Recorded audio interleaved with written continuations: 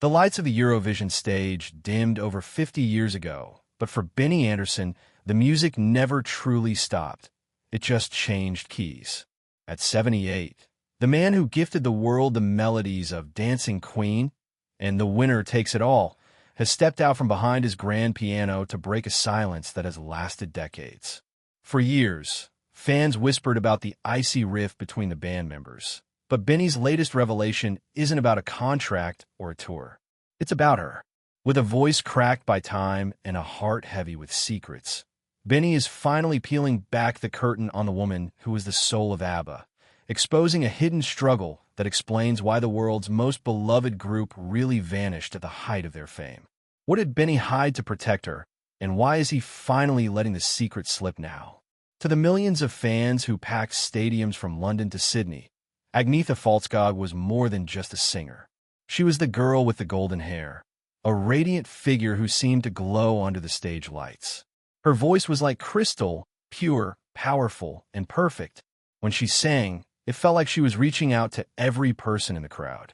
But as Benny Andersson looks back now, at 78 years old, he sees a very different picture. He remembers the girl who stood off stage, shivering not from the cold, but from a growing sense of dread. Agnetha's story didn't start with glitz and glamour.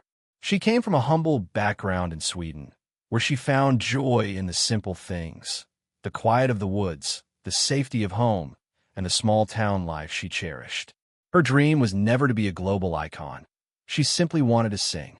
But when ABBA exploded onto the scene after winning Eurovision with Waterloo, that simple dream turned into a whirlwind.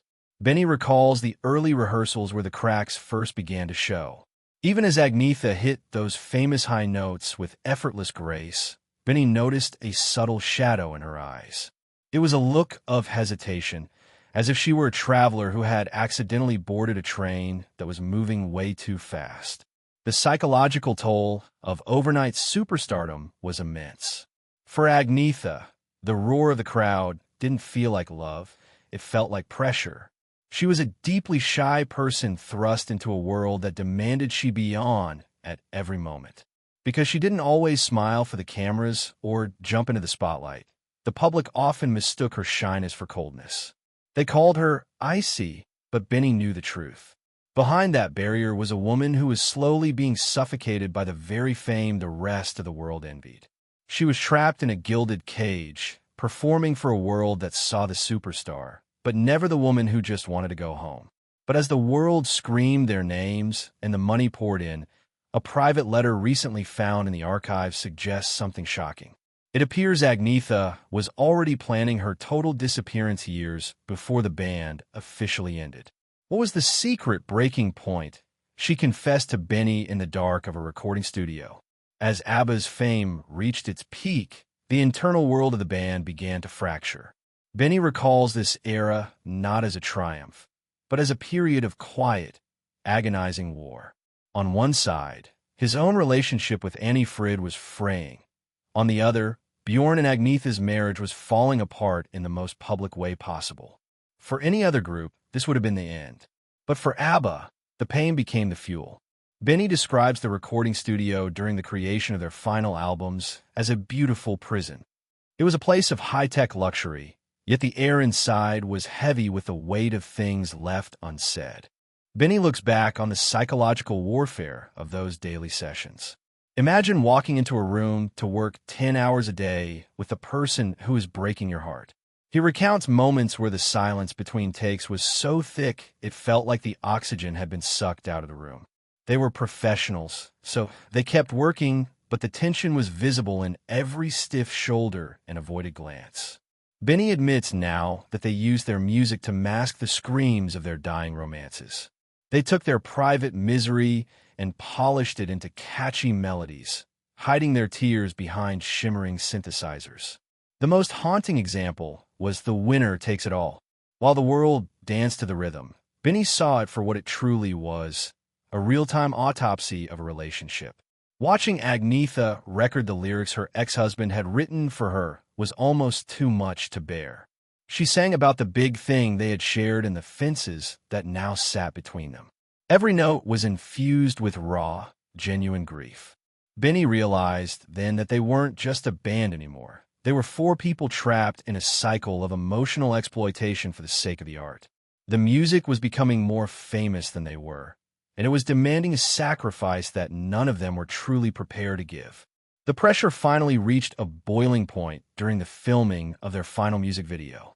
Benny reveals that a specific, heart-wrenching incident took place behind the cameras that forced him to make a devastating choice. Should he save the band and their legacy, or should he save the woman he called his musical sister from a total breakdown? When the music finally stopped in 1982, the members of ABBA went in opposite directions. Benny and Bjorn stayed in the spotlight, finding new success with major stage musicals like Chess.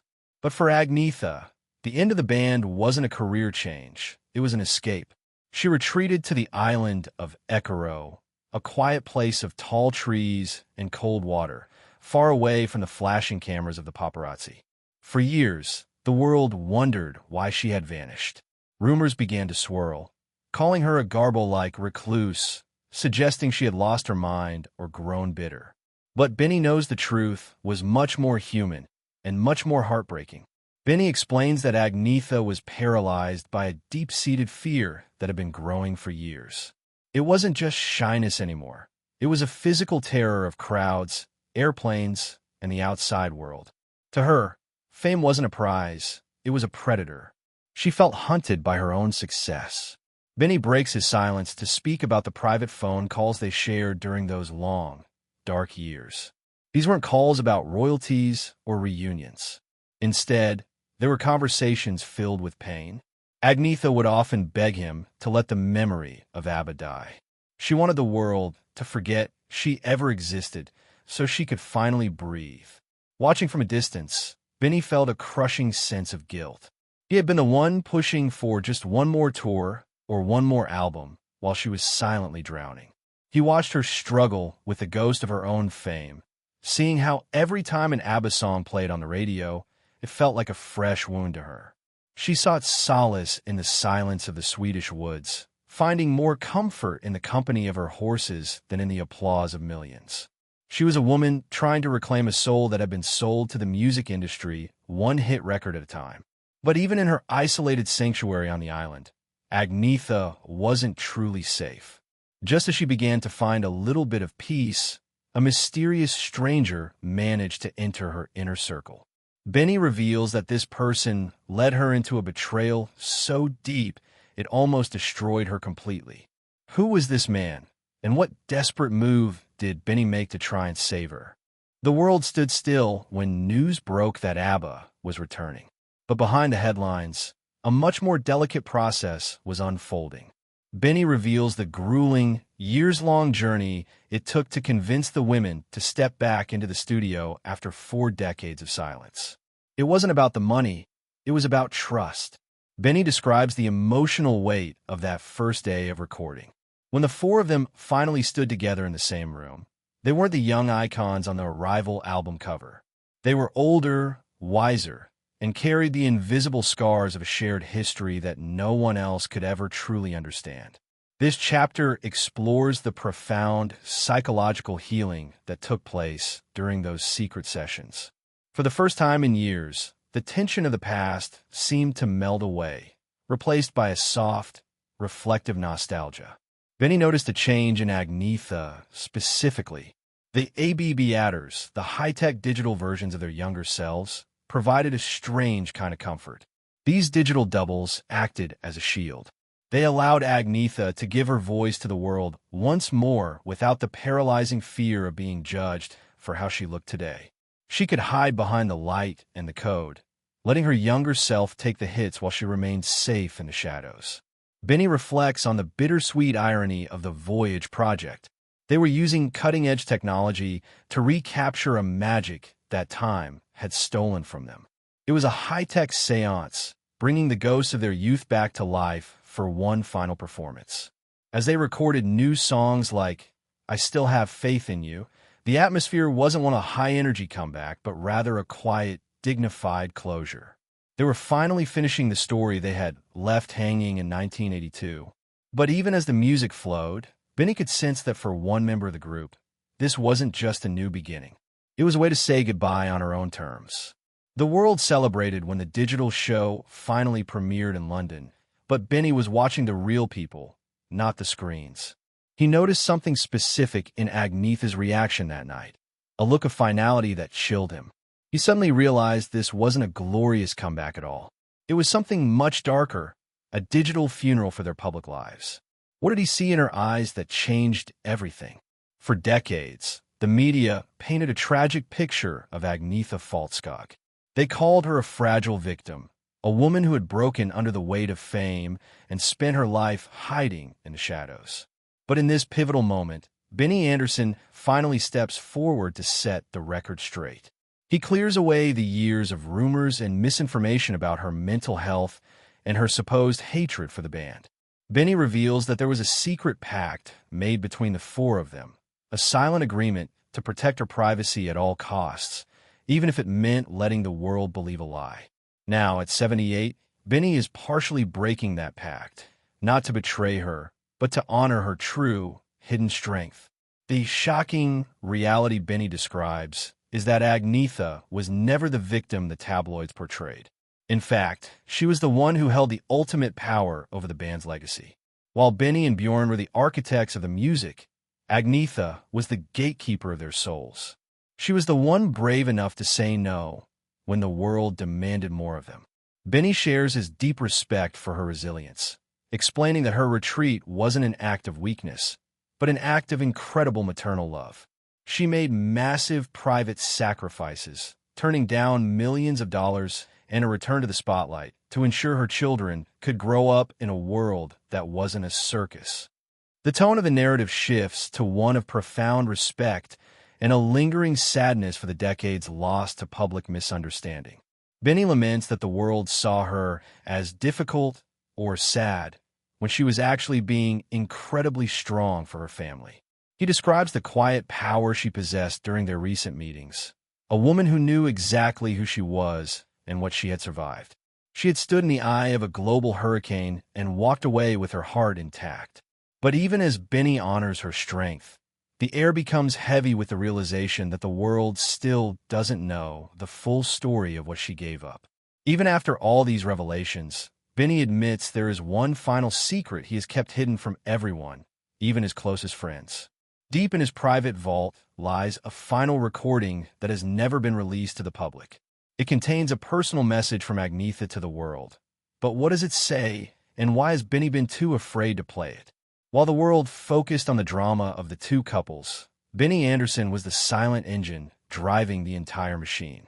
In this chapter, we look through his eyes at the psychological weight of being the strong one. For years, Benny was the architect who kept the wheels turning, even when the hearts of his bandmates were falling apart. He describes a profound, quiet loneliness that comes with being a composer, a man who hears melodies in his head, even when the world around him is silent or screaming in pain. He was the one who had to walk into the studio every day and act as if everything were fine, just so the music could survive. Now, at 78, Benny is finally confronting his own regrets. He speaks candidly about the group's final days in 1982, admitting that he may have pushed too hard. He reflects on how his obsession with musical perfection often blinded him to the human suffering of his friends. He poses a question that haunts him in the quiet hours of the night. Was the music truly worth the personal cost? We follow Benny as he walks slowly through his private studio in Stockholm, his hands brushing against the same instruments that defined an entire era of pop culture. The room is a museum of memories, but is also a place of heavy shadows. There is a unique burden in being a living legend when the people you shared that legend with are no longer by your side. Benny discusses the isolation of being the guardian of the ABBA sound. He is the one people still look to for answers, the one who carries the responsibility of their massive legacy. As he looks at the gold records on the walls, he doesn't just see hits. He sees the ghosts of the four young people they used to be.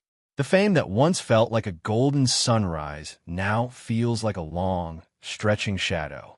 He is a man at peace with his talent, but deeply reflective about the bridges burned in the pursuit of the perfect song. As the interview draws to a close, Benny stands and slowly closes the wooden lid on his grand piano. With a steady gaze, he reveals a shocking truth about the future of ABBA's music, a secret project that no one saw coming and one that will change everything we thought we knew about their final goodbye. As the sun sets over the Stockholm harbor, the story of ABBA finally reaches its final notes. This journey has been more than just a list of hit records. It has been a masterclass in the price of perfection. Benny Andersson's long silence has revealed a truth that many fans were never prepared to hear. That behind the glittering costumes and the upbeat rhythms was a group of people struggling to hold onto their humanity. Benny offers a moving tribute to the two women who gave ABBA its soul. He acknowledges that while he and Bjorn wrote the notes, it was Agnetha and Frida who breathed life into them. Without their voices, and more importantly, without their genuine pain, the music would have been hollow. It was their vulnerability that made the world fall in love. Their journey has left a permanent mark on pop culture, but at a staggering cost. Benny reflects on why their story continues to resonate with new generations. It is because ABBA's music is a mirror. It captures the joy of the dance floor and the heartbreak of the bedroom all at once. At 78, Benny is a man who has found a fragile peace with his past. He is no longer the ambitious young man trying to conquer the charts. He is a grandfather and a mentor, a man who enjoys the quiet of his garden as much as the resonance of a concert hall. Yet, even now, he is haunted by the melodies of what might have been, the songs they never recorded and the years they spent apart. He leaves the audience with a powerful message about the nature of celebrity. In a world that is more obsessed with fame than ever before, Benny's story is a warning. He reminds us of the vital importance of protecting one's soul in a world that wants to own every piece of you. He has learned that no amount of gold records can replace the sanctuary of a private life. As the camera lingers on his face, we see the face of a man who has seen the top of the mountain and realized the air was too thin to breathe for long. As the screen begins to fade to black and the familiar opening chords of their music swell one last time, one final question remains. If Benny could go back to that stage in Brighton in 1974, knowing the decades of heartache and the broken families that followed, would he still sit down and play that first world-changing note of Waterloo?